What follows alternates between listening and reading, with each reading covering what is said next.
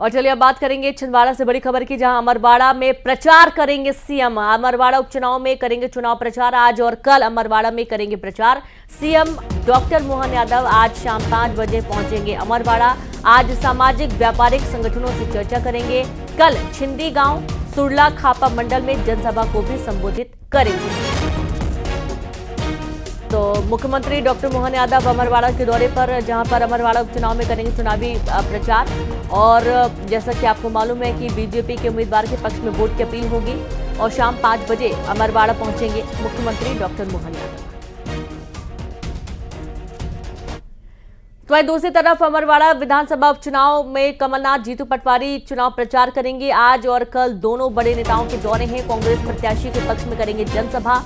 कार्यकर्ताओं की कमलनाथ बैठक लेंगे। इस दौरान उत्साह भरने का काम, ताकि यहां पर जीत हासिल हो सके। छिंदवाड़ा सीट हारने के बाद ये कहीं ना कहीं बहुत बड़ा झटका कांग्रेस के लिए और खासतौर पर कमलनाथ के लिए रहा है। लेकिन अमरवाड़ा का उपचुनाव अब इनके लिए एक साख का प्रतिष्ठा का सवाल बन चुका है। पूरी ताकत झोंकने की तैयारी में कमलनाथ और जीतू पटवारी लगे हुए हैं। और चलिए सीधे करेंगे, संवाददाता शैलेंद्र भदौरिया जुड़ गए हैं। शैलेंद्र, बहुत ही खास हो चला है अमरवाड़ा का उपचुनाव। एक तरफ बीजेपी के लिए और दूसरी तरफ कांग्रेस के लिए कहीं ना कहीं साख और प्रतिष्ठा का सवाल बना हुआ है। और आज दोनों ही राजनीतिक पार्टियों के दिग्गज चुनावी मैदान में उतरने वाले हैं।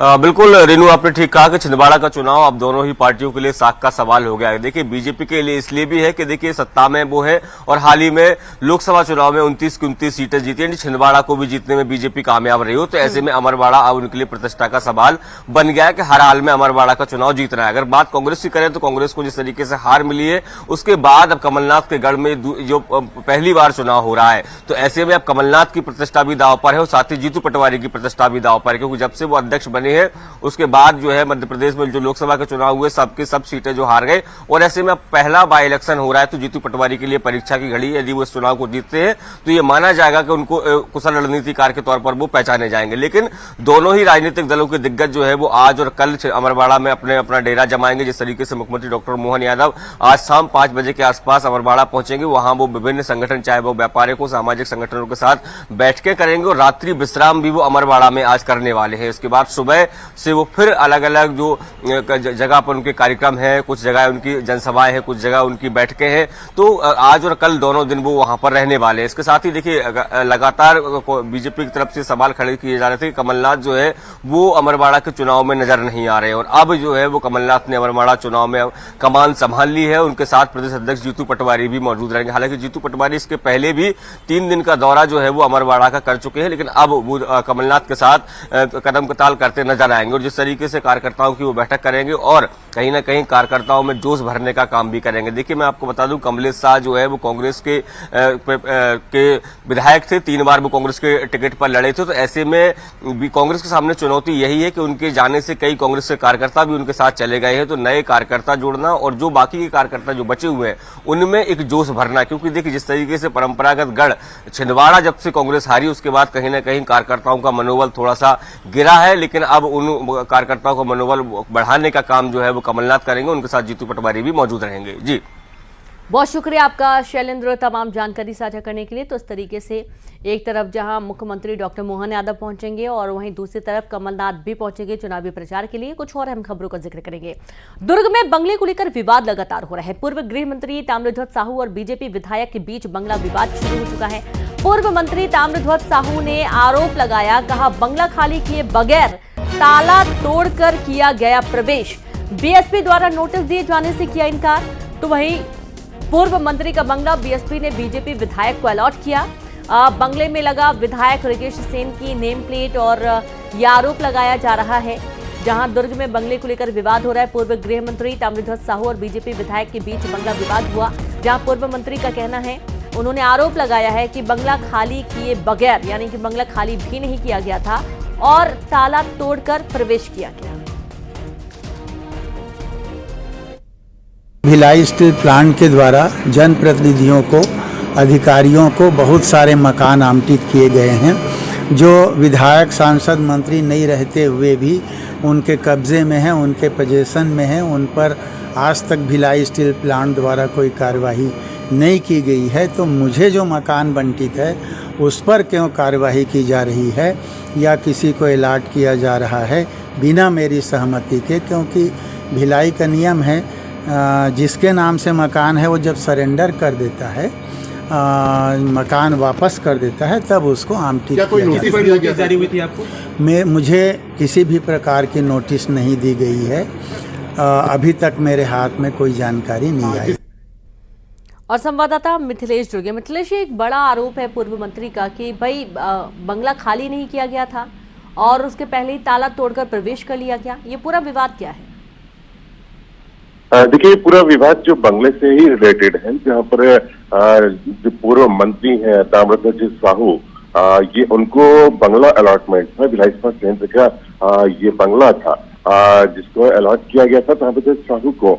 लेकिन अभी कुछ दिन पहले ही वो चुनाव हार गए थे और सत्ता परिवर्तन हुआ। उसके बाद में अचानक से जब कल बीजेपी के कुछ लोग हैं वहां पर बंगले में पहुंचे, उन्होंने गेट खोल दिया और वहां पर जो पट्टिकाएं हैं वहां पर विधायक की लगाने लगे। और इस पूरे मामले को लेकर जब दिल्ली से ताम्रध्वज साहू की वापसी हुई तब उन्होंने जो है इसका आपत्ति दर्ज कराई। इनका ये कहना था कि जो उनसे बगैर सहमति लिए जबकि उनका सामान बंगले में रखा हुआ है उसको खाली भी नहीं किया गया और अचानक से इस तरह की कार्रवाई की जा रही है जो पूरी तरह से गलत है। ये नियम तो ये होता है कि पहले नोटिस दिया जाता है, नोटिस भी उनको नहीं दिया गया और दूसरी बात उनको हैंड ओवर करना था, वो हैंड ओवर भी नहीं किया गया और अचानक से इस तरह की कार्रवाई की जा रही है जो गलत है। और उन्होंने आपत्ति दर्ज कराई है। उन्होंने कहा है कि उन्होंने भिलाई स्टील प्लांट के मैनेजमेंट से बात की है और दुर्ग एसपी से बात की है। तो इस पूरे मामले में वे आगे की कार्रवाई करेंगे, क्योंकि नियम तो यही होता है कि पहले वो बंगले को हैंडओवर किया जाता है और हैंडओवर करने के बाद में दूसरे पे अलॉट किया जाता है। लेकिन इसमें ऐसा कुछ नहीं हुआ और सीधा बंगले के अंदर घुस गए हैं और वहां पर उनके नाम जो है पट्टिकाएं है उसको बदलने का प्रयास किया गया। बिल्कुल, बहुत शुक्रिया आपका जानकारी के लिए मिथिलेश। तो इस तरीके से ये पूरा विवाद बना हुआ है और अब आगे रिकेश सेन और ताम्रध्वज साहू के बीच विवाद में क्या कुछ होता है वो भी देखना होगा। अंबिकापुर में भीषण सड़क हादसा हुआ जहां ट्रक और बाइक में जबरदस्त भिड़ंत हो गई। बाइक सवार 2 लोगों की मौके पर ही दर्दनाक मौत हो गई। नेशनल हाईवे 130 पर हादसा हुआ है। दूसरे हादसे में चलती ट्रक को बाइक ने पीछे से मारी टक्कर। बाइक सवार 2 युवक गंभीर रूप से घायल हो गए। हादसे का लाइव वीडियो सामने आया है। सड़क में खड़े युवक ट्रक में उड़ती धूल का वीडियो बना रहे थे। लखनपुर थाना क्षेत्र के नेशनल हाईवे 130 नवापारा चौक की घटना बताई गई। और संवाददाता श्रवण महंत जुड़ गए। श्रवण, हादसे का लाइव वीडियो सामने आया है और ये दुखद पूरा घटनाक्रम कैसे हुआ? देखिए, कल बीती रात जो है नेशनल हाईवे 130 में 2 सड़क हादसे हुए हैं। एक उदयपुर थाना क्षेत्र के अलकापुरी के पास हुआ था पेट्रोल पंप में। इसमें ट्रक और बाइक दोनों आमने सामने भिड़ गए और जिससे दोनों युवक की दर्दनाक मौत हो गई है। दोनों युवकों की अभी तक पहचान नहीं हो पाई है।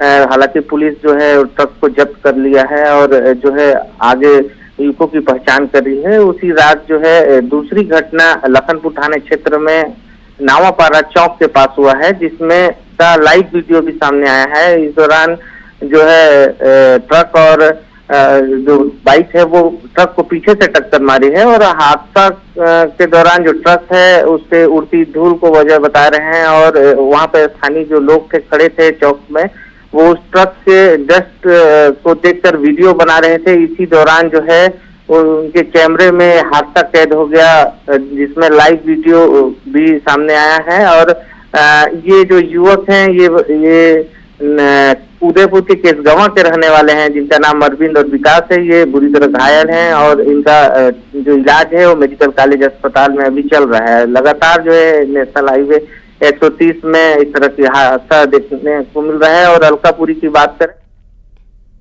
ठीक है, बहुत शुक्रिया आपका जानकारी के लिए। और इस तरीके से ये लगातार इस हाईवे में हादसे होते रहते हैं। ट्रक और बाइक ने पीछे से टक्कर मारी और इस दौरान 2 युवकों की मौके पर ही मौत हो गई।